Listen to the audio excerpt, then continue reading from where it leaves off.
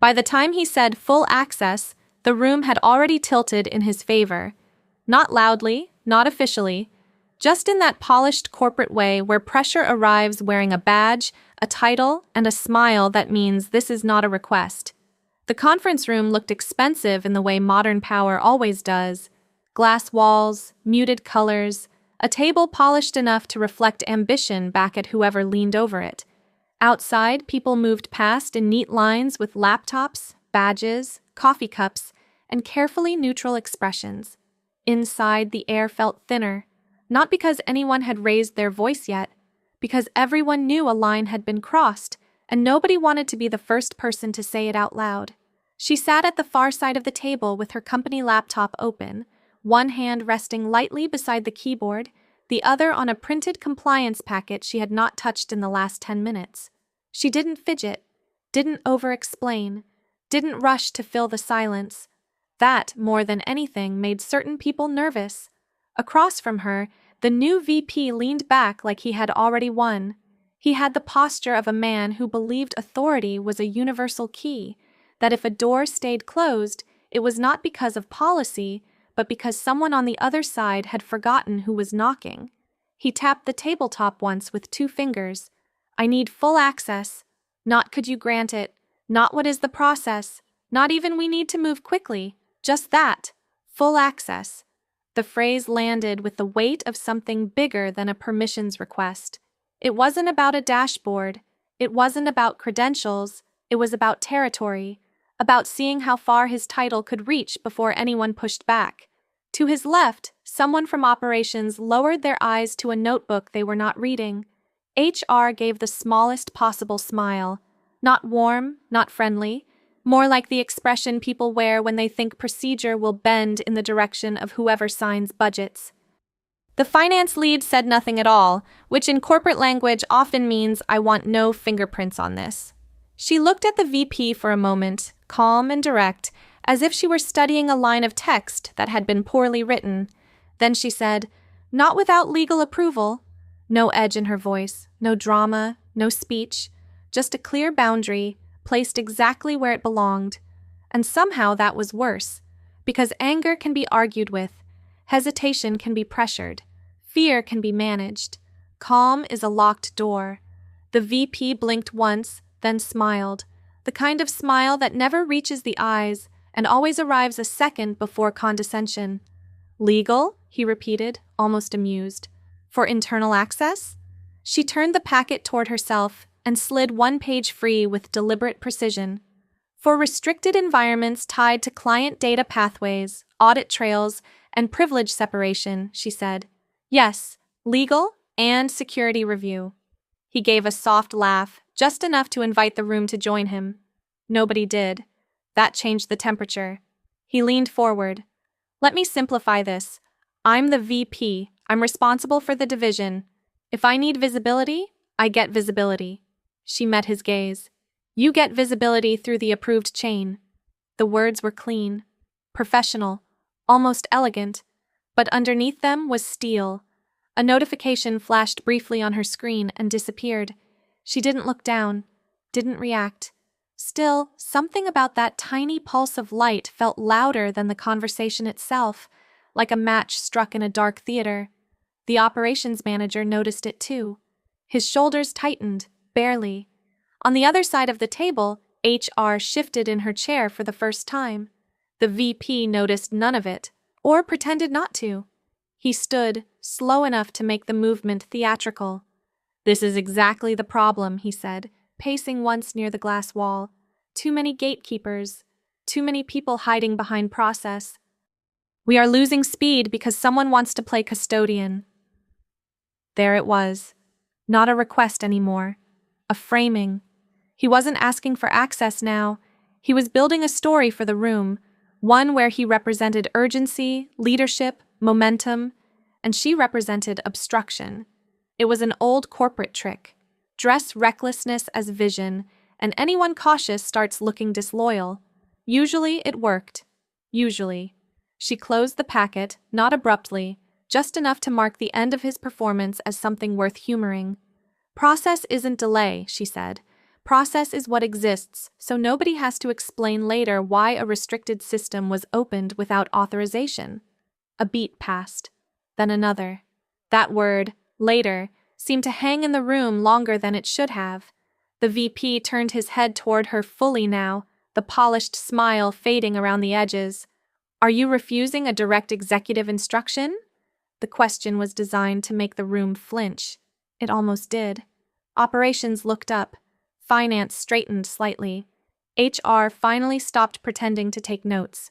She didn't move. I'm documenting that approval has not been provided, she said. Those are not the same thing. If the room had been a stage, that was the moment the lights shifted. You could feel it, because everyone there understood the difference. One version was insubordination. The other was a record, a line in a chain, a timestamp, a sentence someone might read later with a much colder face and a much higher title. The VP returned to his seat, but not because he was calmer, because anger, when it fails to intimidate, starts looking dangerous if it stays standing too long. He placed both palms on the table and lowered his voice. Open it. She glanced at her screen then, finally. A system panel reflected softly in her eyes, controlled, quiet, unreadable. Somewhere deep in the building, the server floors hummed behind locked doors and badge readers, indifferent as ever to ego, titles, and executive theater. Systems, unlike people, did not care who felt important that morning. I won't, she said. No extra words, no apology, just truth. A message appeared on the conference room display as someone in the meeting accidentally mirrored the wrong window for half a second before it vanished. But half a second was enough for her to catch the fragment, enough for the VP to realize she had caught it, enough for something invisible to pass between them. Quick, electric, unmistakable. He knew she had seen more than he intended, and she knew he knew. That was when the atmosphere changed from tense to brittle, like glass right before pressure finds the weak point. He reached for his phone, not casually, not absent-mindedly, with purpose, and for the first time that morning, she felt the room begin to tilt, not toward him, but toward consequence. Small at first, almost invisible, the kind of shift only people close to the fault line can hear. On her screen, in the corner of a secure admin panel he was not supposed to know existed, a tiny status marker blinked once, then again. Escalation queue. Active. She did not react. But deep down, something cold and precise settled into place, because some requests are only requests until they fail. After that, they become evidence. And what happened in the next few minutes would make every person in that room wish they had listened more carefully to the silence. He didn't touch the phone like a man sending a routine message. He touched it like a man pulling a lever in a machine he assumed belonged to him. That was the part people kept misunderstanding about power in corporate buildings like this one. Real power was rarely loud. It didn't slam doors. It didn't throw folders. It didn't need to. Real power had learned to wear polished shoes, lower its voice, and weaponize implication. A glance, a forwarded email, a copied executive, a phrase like circle back used as a warning instead of a plan. The VP typed something fast with both thumbs, then placed the phone face down on the table with theatrical calm, like the matter had already been handled by the invisible machinery that follows titles around. There, he said. Now we're done debating. Nobody answered. The room fell into that dangerous kind of quiet that doesn't feel empty at all. It feels crowded, by assumptions, by risk, by the faint metallic taste of a problem becoming official. She looked at him, then at the phone, then back at her screen. No panic, no indignation, just attention sharpened to a point. A new internal prompt flashed in the corner of her monitor. Privilege escalation request initiated. Source: Executive Override Channel. Pending system validation. There it was. Not theory anymore. Not pressure dressed as leadership. An actual attempt. She inhaled once, slow enough that nobody would notice. The operations manager did anyway. He had the face of a man who had spent 10 years watching disasters begin with harmless words like expedite and temporary exception. He shifted in his chair and cleared his throat, but whatever sentence had tried to form there changed its mind halfway. The VP saw the screen reflection in her glasses. He smiled. That smile again, not warm, not confident exactly, but satisfied in the way some people become when they mistake movement for victory. "You see," he said, spreading one hand. "There are channels for this. There always were." She kept her eyes on the system prompt. "There are logs for this too." A tiny crack ran through the atmosphere, not visibly, not dramatically, but everybody felt it.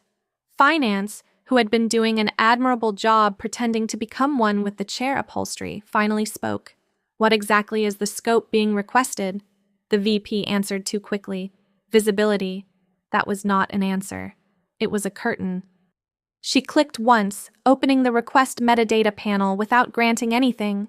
The screen lit her face in pale blue and silver, and for a second she looked less like an employee in a meeting and more like the only person in the building who still understood what the walls were made of. "Not visibility," she said. "Right path access, credential relay visibility, system map inheritance, and restricted audit routing." Now even HR looked up. Because those words sounded expensive, dangerous things in corporations often do. The VP leaned back. "You're making it sound dramatic." "No," she said. "I'm making it sound accurate." A beat. Outside the glass wall, two analysts slowed without meaning to, sensing tension the way people sense lightning before they hear thunder. One of them glanced in, then quickly looked away. Offices are full of witnesses who pray not to become participants. The VP clasped his hands. "Let me ask this differently. Are you questioning my authority to oversee infrastructure relevant to my division?" The sentence was beautifully engineered, polished, plausible, almost innocent. Strip away the specifics, reframe the terrain, replace a dangerous request with a noble abstraction. It was the rhetorical equivalent of moving contraband into executive luggage. She had heard that kind of language before, the kind designed not to be true, but to survive forwarding. "I'm questioning the method," she said, "and the classification boundary." He gave a dry laugh. "Everything with you is a boundary." That's usually what security is. Operations looked down to hide a reaction that almost became a smile. The VP noticed.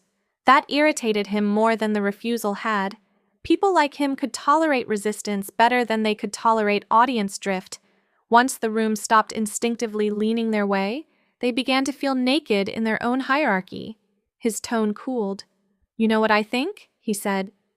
"I think some people get attached to control because it makes them feel important." There it was. Smaller than a threat, meaner than a policy disagreement. The kind of remark designed to make professionalism feel personal, because once it becomes personal, calm people are supposed to lose the clean shape of their argument. She didn't. She clicked into the policy tree and rotated the laptop slightly, just enough for the room to see the approval structure. Client-segregated systems require dual review when elevated access intersects legal exposure, she said. "Security and legal, that is not my opinion. That is the framework." The VP barely glanced at the screen. "Frameworks can be adapted." "After authorization," she said. He exhaled through his nose. Not quite a sigh. More like irritation trying to dress itself as patience. Somewhere above them, the vent system whispered cool air into the room. The city beyond the windows had turned silver with late afternoon light, all glass and soft reflections, as if the whole skyline had decided to look expensive at the exact moment this conversation became unaffordable. Her monitor blinked again. Escalation tier increased. Executive sponsor flag detected. Validation route updated. That made her pause. Only for half a second, but the pause mattered, because she knew what it meant, and because the CTO's name had just appeared in the routing chain. Not as approval, as reviewer. The VP, misreading her silence, leaned forward with renewed confidence. "Good," he said. "Now we're moving." She lifted her eyes from the screen and looked at him with a calm so precise it almost felt surgical. "No," she said. "Now it's being seen." The sentence landed harder than anyone expected. Finance stopped touching the pen altogether. HR's smile disappeared at last, fully, like someone had unplugged it from the wall. The VP's jaw shifted. You're very comfortable implying wrongdoing. I'm very comfortable naming process. He was silent for a second too long. That was unusual. Men like him survived on uninterrupted momentum. Every extra second without an answer made the room more dangerous for him because silence is where people begin having their own thoughts. So he stood again. I don't have time for bureaucratic theater, he said. We have deadlines, we have executive reviews, we have deliverables hanging on systems that your team continues to fence off like a private kingdom. Not loud. Sharper than before, though. The edges were showing now. She closed one window and opened another. System logs. Internal chain history. Request origin. Her fingers moved with the calm efficiency of someone setting cutlery before an autopsy. You're not requesting access through your office, she said. He stopped. Just for a fraction. Tiny, but real. She continued before he could recover the rhythm. The initiation path wasn't standard executive routing. It came through delegated privilege relay with cross-domain inheritance enabled. Blank looks from half the room. But not from operations. And definitely not from the VP. That was the moment the mask slipped. Not all the way, just enough for the architecture underneath to show. Irritation, calculation, a quick internal search for a new angle. I used the channel I was given, he said. A channel, she replied. Not your channel. The air changed again. This time everybody felt it clearly. Because they might not understand the technical language, but they understood the emotional math. She wasn't arguing anymore. She was narrowing, taking a sprawling executive demand and pinning it to a specific procedural hook where it could be examined under light. And people get nervous when a broad story becomes a narrow fact. His phone vibrated. Once, then again. He picked it up, glanced at the screen, and for the first time that afternoon, the confidence around him flickered, very slightly, like a chandelier after a distant impact. He locked the phone at once and set it down. Too quickly, too carefully. She saw it. So did operations. The VP straightened his cuffs. This is becoming absurd. No, she said softly. It's becoming traceable. There are sentences that sound small when spoken, but leave damage behind like a dropped blade. That was one of them.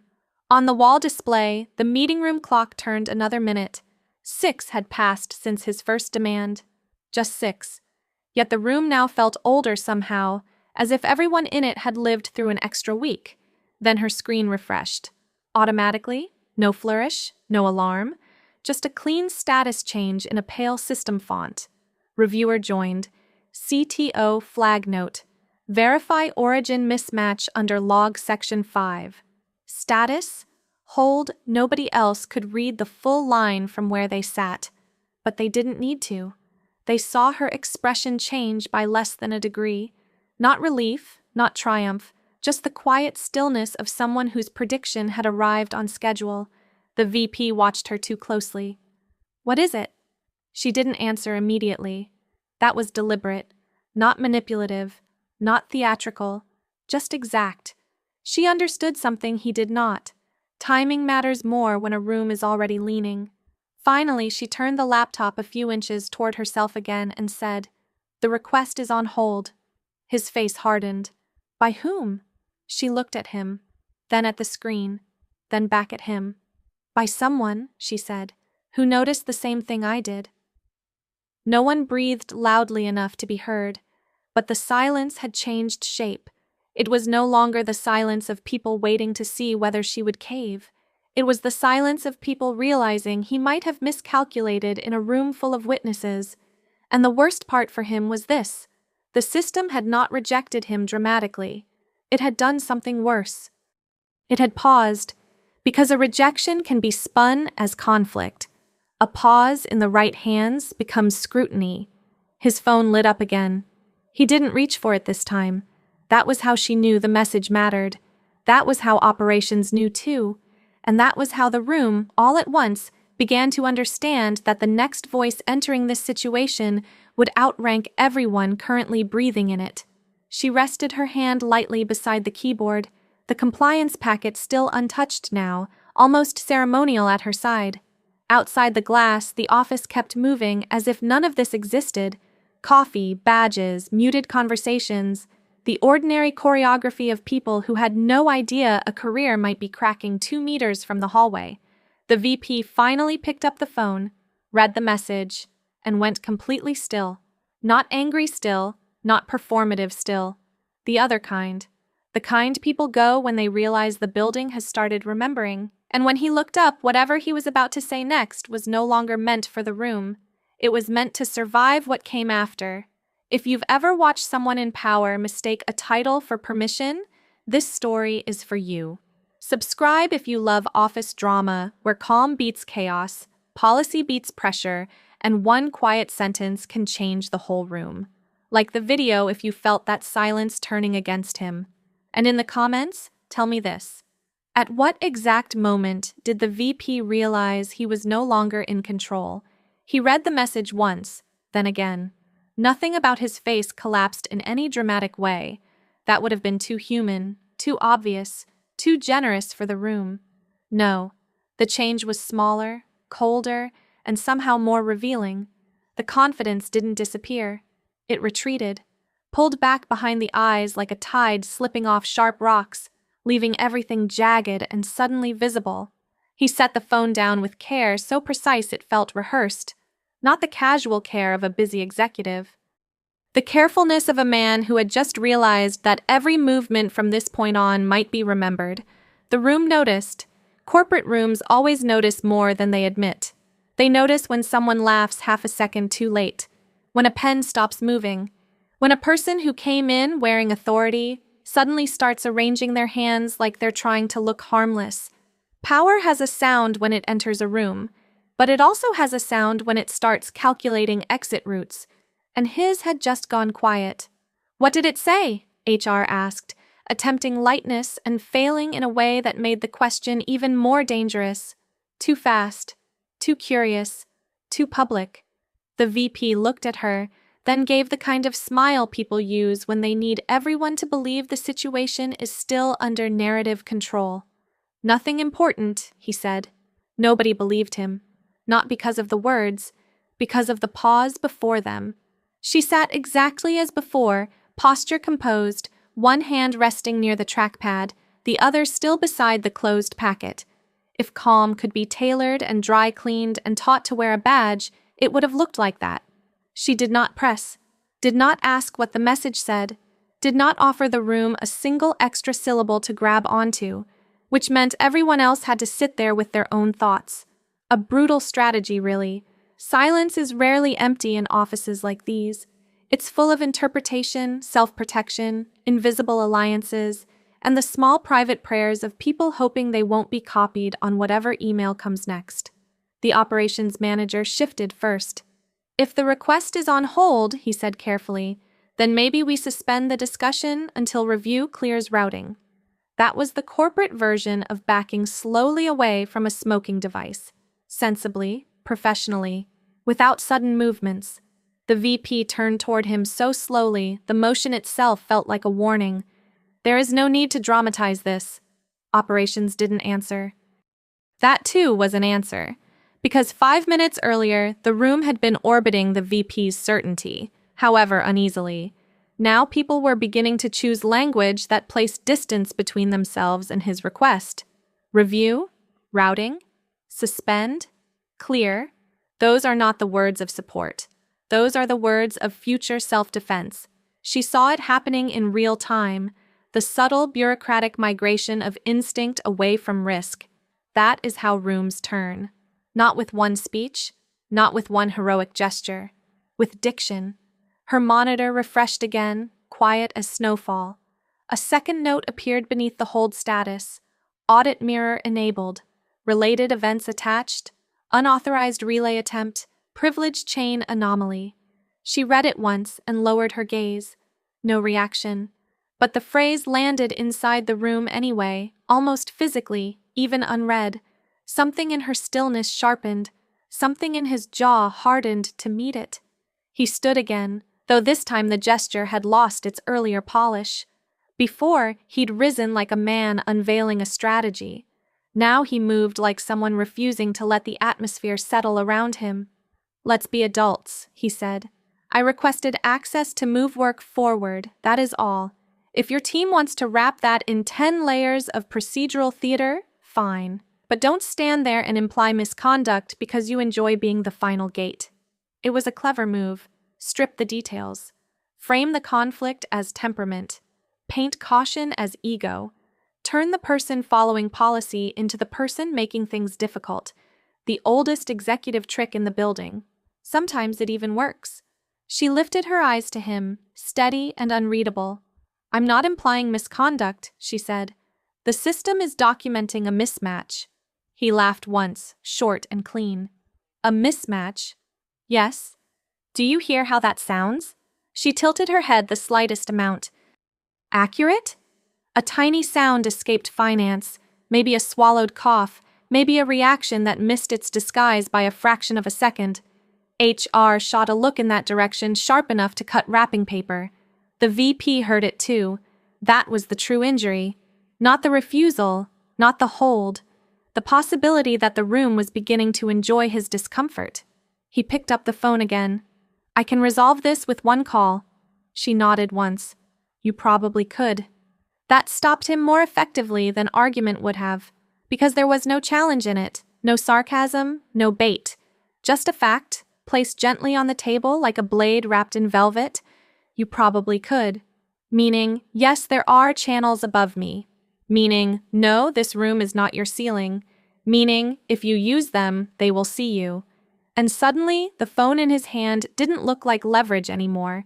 It looked like evidence waiting for a timestamp. Outside the glass, the late afternoon light had shifted from silver to that pale corporate gold that makes every office look more expensive than it deserves. Shadows lengthened across the hallway. Someone walked by carrying a stack of branded folders. Someone else laughed at something far away, the sound absurdly normal, as if entire careers weren't changing temperature inside this sealed room. The VP placed the phone down again. Not calling, then. Interesting. She noticed. So did operations. That was when the operations manager, cautious, quiet, usually built almost entirely out of disclaimers, asked the question no one else wanted attached to their voice. "Was the request submitted from your assigned executive relay?" The VP looked at him, actually looked at him, and for a moment the room became so still that even the air conditioning sounded like gossip. "This line of questioning is inappropriate," the VP said. Operations folded his hands. "It's relevant." Another small shift. Another invisible chair scraping across the floor of the room's internal politics. Because relevance is a dangerous word. It sounds neutral, responsible, hard to argue with unless you want to sound afraid of facts. The VP turned back toward her instead, choosing a more familiar target. "Are you sharing internal review data in a live room without clearance?" That one was sharp. Better, cleaner, designed to reverse exposure and put her on the defensive. But she was already there before he arrived. "I'm reading status indicators related to an active request you initiated in this room," she said. "I haven't disclosed protected content." He opened his mouth, stopped, closed it again. That flicker was brief, but devastating, because the room had now seen something rare. Not anger, not dominance, not executive impatience, but search. The visible search for a foothold that wasn't there. Her screen chimed softly. This time the sound was impossible to ignore. Everyone looked. She didn't. For one suspended second, the room became a painting. The VP standing rigid beside the table, HR holding her pen without writing, finance staring too hard at nothing, operations sitting very still in the posture of a man who had accidentally stayed long enough to witness a weather event. Then she moved the cursor, opened the notification, read. The message was short, brutally short, and that made it worse. Long messages suggest discussion, short ones suggest decision. She let the silence breathe one beat longer than necessary. Then she said, "The CTO is requesting preservation of this session's access context." No one spoke. The words were too technical for some, too clear for others. Preservation, session, access context. Not a conversation then, not a quick clarification, not a casual executive check-in. Something was being kept. The VP's face didn't change, but his right hand tightened once around the back of the chair beside him. Just once. The room saw that too.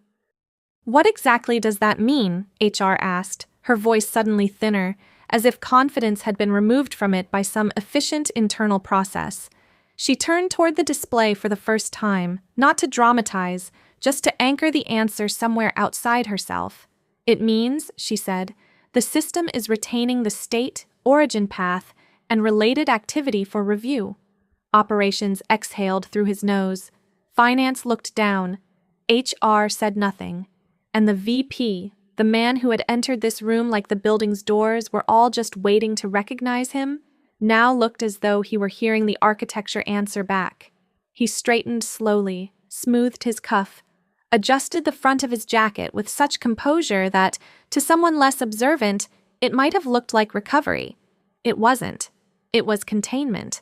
"I think," he said, voice measured now, almost gentle, "we're allowing routine procedural noise to become a spectacle." No one rushed to agree. That was new. That was catastrophic. Because once a room refuses to rescue your framing, you are no longer leading it. You are standing in it, hoping your title still has enough momentum to cover the distance to the door. She closed the notification and folded her hands beside the laptop. "Then we should all be grateful it's being reviewed," she said. He looked at her for a long second, not with irritation this time, with something more complicated. The dawning recognition that she had never once tried to defeat him in the room. She had simply refused to interrupt the system while it began telling the truth, and that, in offices like this, is far more dangerous. Then the conference room speaker lit up, not ringing, not loudly, just a small, clean indicator on the table console. Incoming internal line, no name visible from where most of them sat, but she saw the extension code first, and the moment she did, the entire shape of the afternoon changed, because some voices don't need introductions. And when she reached toward the console, even the VP didn't tell her not to answer. She pressed the speaker button with one quiet motion. No one in the room moved. It was astonishing how much fear a tiny green light could produce when it appeared on the center console of an expensive conference table. A second earlier, the room had still belonged, at least cosmetically, to titles, posture, and the lingering illusion that this might all be massaged into a misunderstanding. But once that line lit up, the illusion thinned. You could almost hear it peeling away from the walls. The speaker clicked. No greeting music, no assistant, no buffer. Just a voice, calm, low, unmistakably tired in the way only very senior technical people sound when they've been interrupted by something they already know they won't enjoy. "Keep the room as is," the CTO said. That was all at first. Not hello, not what happened, not can someone explain. "Keep the room as is." The sentence landed like a magnetic lock. Across the table, the VP's expression did not break, but it lost polish. It was suddenly the face of a man realizing the conversation had moved into a jurisdiction where charisma had no administrative rights. She sat back slightly, hands away from the keyboard. "Understood," she said. The CTO continued, voice level, almost clinical. "Do not approve, deny, reroute, or terminate the request session. I want the live context preserved." Every person in the room heard something different in that sentence. HR heard risk. Finance heard liability. Operations heard process becoming official. The VP heard the most dangerous word in corporate life, live. Because a live context is not a summary, not a spin, not a cleaned-up version forwarded later with the sharp edges removed. A live context is the room before anyone gets to edit themselves. The VP stepped toward the console. "This is being overstated," he said smoothly, carefully, like a man trying to slide silk over broken glass. "I requested visibility into systems relevant to my division. That's all." The CTO did not answer right away. And that pause, that small, measured, deliberate pause, changed everything. It was not confusion, It was not hesitation, it was review. The kind of silence experts use when they are looking at something ugly and deciding how many layers it has. Then the voice came back. Your request did not originate from your assigned executive path. Simple, bare, deadly. No raised tone, no accusation. Just a fact, delivered without ornament, which made it hit harder than outrage ever could. The VP's jaw shifted. I used a delegated route available to leadership. Available, the CTO said, is not the same as appropriate. Silence. Not the decorative silence of office tension. Not the theatrical silence people manufacture after a clever remark. A heavier kind. The kind that arrives when language stops being social and becomes structural. She didn't look at the VP. She didn't need to. She could feel the room reorganizing around that sentence. You can almost hear it when power begins to move. Invisible chairs scraping across invisible floors, loyalties adjusting by fractions, people mentally backing away from statements they supported 12 minutes ago. The VP folded his arms. Then clarify the policy and we move on. It was a smart attempt. Reduce the issue to ambiguity. Turn a questionable act into a documentation problem. Suggest confusion where intent had lived a minute earlier. In another room, with different witnesses, maybe that version would have survived. But not here. The CTO's reply came back flat and immediate. Policy is clear. That ended one story. Not the whole situation, but one story. The one where this had all happened because the rules were fuzzy and urgent. Executives were simply forced to improvise. Gone. Just like that. The VP tried again, a little sharper now. Then perhaps the policy is slowing the business in ways nobody wants to say out loud. Operations looked down at the table. Finance stared at a pen as if it had become suddenly educational. HR remained very still, which is what people do when they realize neutrality is no longer a safe chair, but haven't yet decided where to stand instead. The CTO exhaled softly through the speaker. This is not a speed issue. Another pause. Then, this is a boundary issue. There are sentences that don't sound dramatic until you hear them in the correct room. That was one of them. The VP turned slightly, enough to include the rest of the table in his posture, as though witnesses might still be converted into allies if arranged correctly.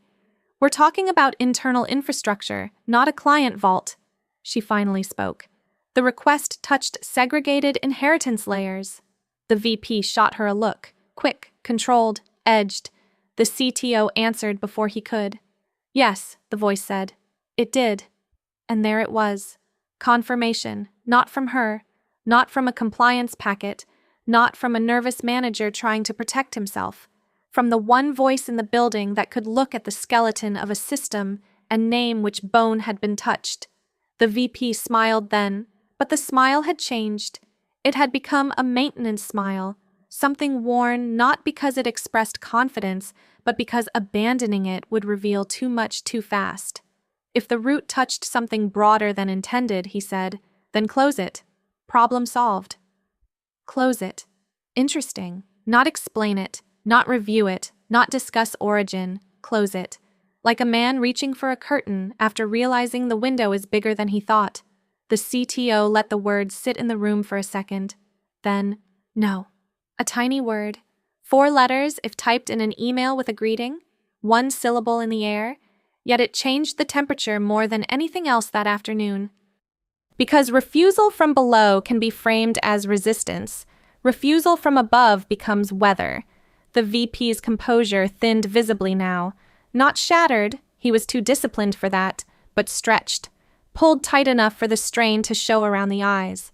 With respect, he said, and the phrase already sounded dangerous, this is becoming performative. She almost smiled at that. Not outwardly, internally. Because people always call accountability performative the moment it stops happening on their terms. The CTO's voice lost what little softness it had carried. An escalation was initiated through a mismatched channel against a restricted boundary. Audit mirror is active. Log section 5 has attached the origin anomaly. Nothing about that is performative. HR looked down immediately. Finance blinked once, hard. Operations leaned back. Not comfortably, but in the involuntary way people do when reality steps closer than expected. The VP stood very still now, not arguing, not pacing, not selling, thinking. That was new, and in its own way, more revealing than anger, because men like him rely on motion, momentum, narrative pressure. Keep talking, keep framing, keep forcing the room to move at the speed of your confidence. But now the system had slowed him. The CTO had slowed him. And once speed is taken away from a person who uses it as cover, what remains becomes terribly visible. The speaker crackled faintly. "Who else is physically present?" the CTO asked. She answered first, listing titles, not names. Clean, professional, deliberate, VP HR, finance, operations, herself, a witness map. The VP noticed that too. Of course he did. In the space of a breath, the room had become something else entirely. Not a tense meeting, not a dispute, not even an executive disagreement. It had become a record with chairs. The CTO acknowledged the list with a short, "fine." Then, after a beat, "No one leaves yet." No one objected. Not even the VP. That may have been the most important moment of all, because authority can withstand challenge. It can even withstand embarrassment if the room stays procedurally obedient to it. But the second a powerful person stops testing the order being given, everyone notices. The crown doesn't fall off. It just stops fitting the same way. The VP placed both hands on the back of a chair and spoke more softly than before. This could have been handled privately. The line was aimed at everyone and no one. At HR to awaken institutional instinct. At finance to suggest reputational prudence. At operations to imply unnecessary escalation. Maybe even at her, as if quiet competence might still be coaxed into shared discretion. But the room didn't take the bait. Maybe because it was too late. Maybe because they had all already heard the words audit mirror. Maybe because once systems begin remembering, humans become very careful about volunteering to forget. The CTO answered with surgical precision. It stopped being private when an unauthorized path touched a controlled boundary. Another silence. This one had no confusion left in it, only consequence. The late sunlight had shifted again, falling across the glass wall in long amber bands. Dust moved through it like tiny suspended files, drifting in currents no one could see. Somewhere outside, a printer started, stopped, and started again. Ordinary office sounds. Ridiculously ordinary. They made the room feel even stranger, as if the rest of the building had refused to notice that one of its polished internal myths was quietly cracking open. She kept her hands still, kept her breathing even. The laptop remained open before her, system log waiting, escalation frozen in place like a photograph taken a fraction of a second before impact. Then the CTO spoke once more. "Display the request origin trace." No one said a word. The VP's eyes moved to her screen. And for the first time since he had entered the room, there was no confidence in that look at all, only calculation. Only the sharp, private mathematics of a person trying to guess how much of the floor is still solid before taking the next step. She placed her fingers near the trackpad, not moving yet, because sometimes the most dangerous second in a room is not when the truth is spoken. It's when everyone realizes it is about to become visible. She didn't move immediately. Not out of hesitation, out of discipline. There is a kind of restraint that only certain people in certain rooms understand. The restraint of knowing that once something becomes visible, it stops belonging to tone, hierarchy, or interpretation. It belongs to the record. And records, unlike people, do not care who came in wearing a better title. Her fingers touched the trackpad. One click. The origin trace opened in a narrow pane on the right side of the screen, pale text on a dark field, clean timestamps, rigid indentation, the cold architecture of a system that had been watching long before anyone in the room started pretending this was merely a misunderstanding.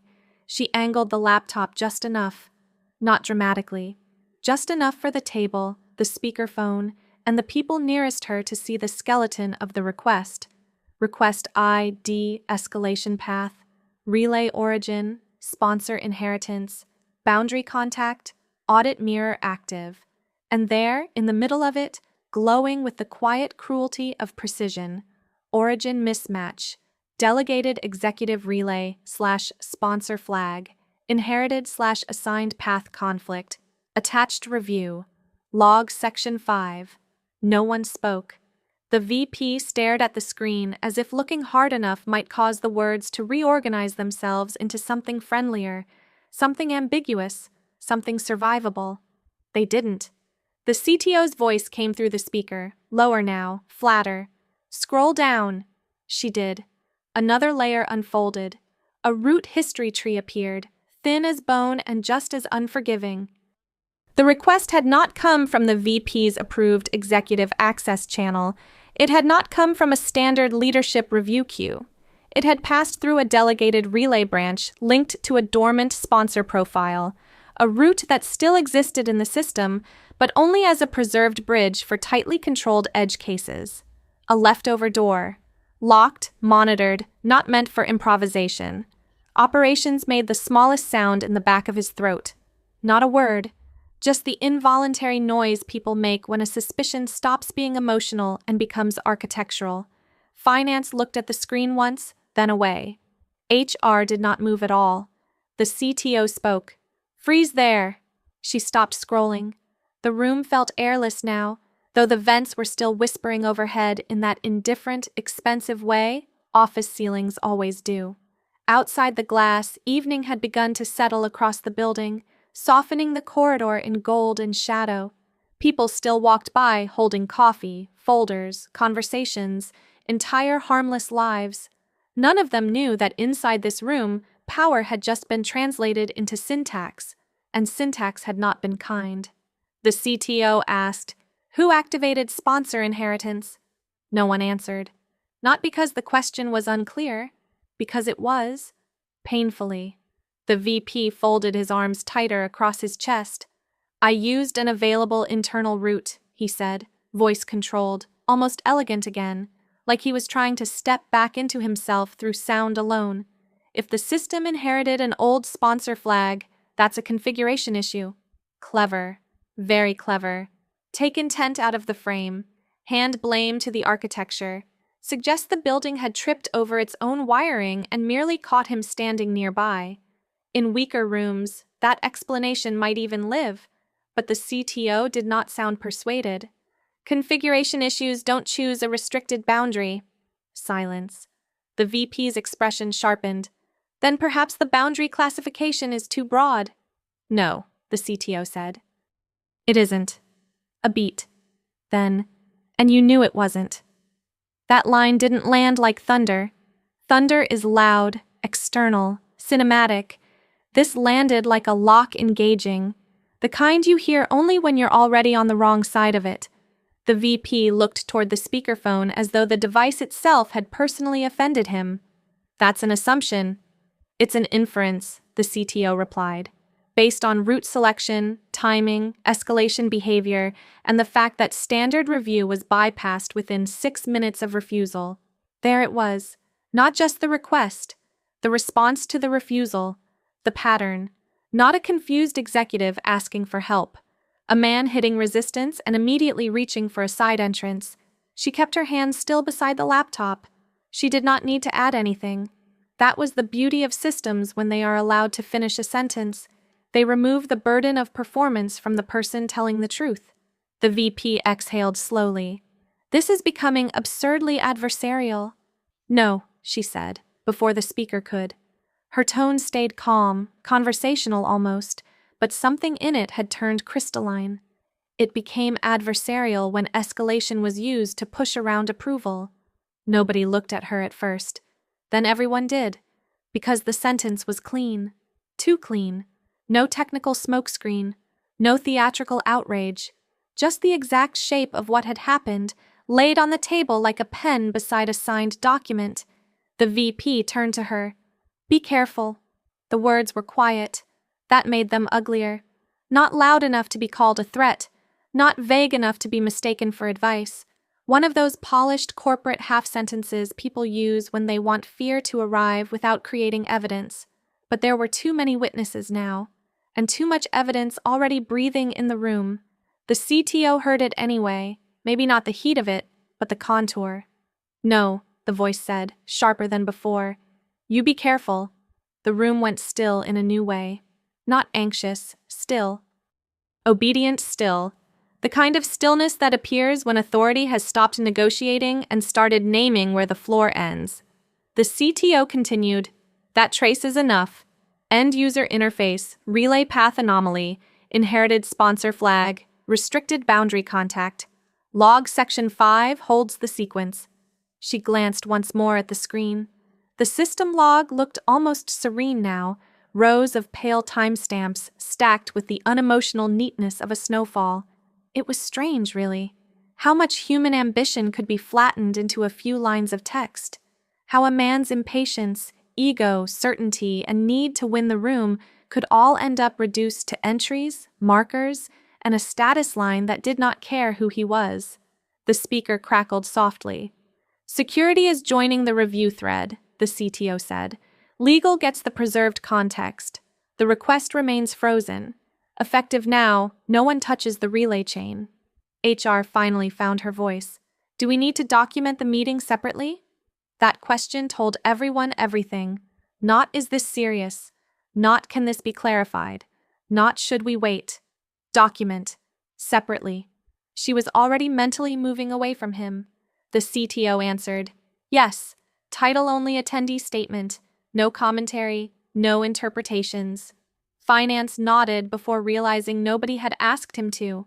Operations sat back with the look of a man who had survived a near miss without yet trusting that the building wouldn't remember his seat number. The VP was the only one left standing. That had become significant somehow. He looked around the room, at HR, at finance, at operations, at the console, at her laptop, at the screen where the request origin trace still glowed with quiet, devastating clarity.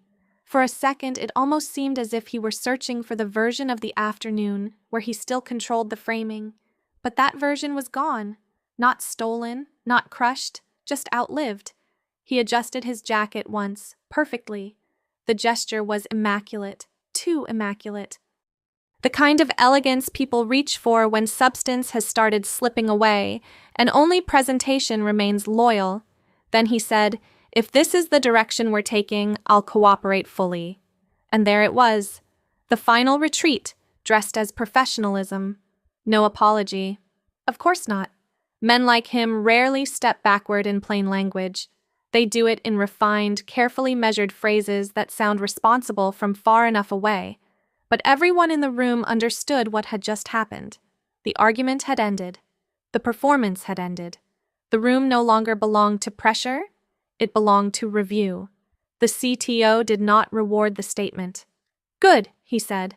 "Then stop talking about the request as if it were routine." A pause. Then one last instruction, colder than the rest. "Meeting ends when security confirms capture."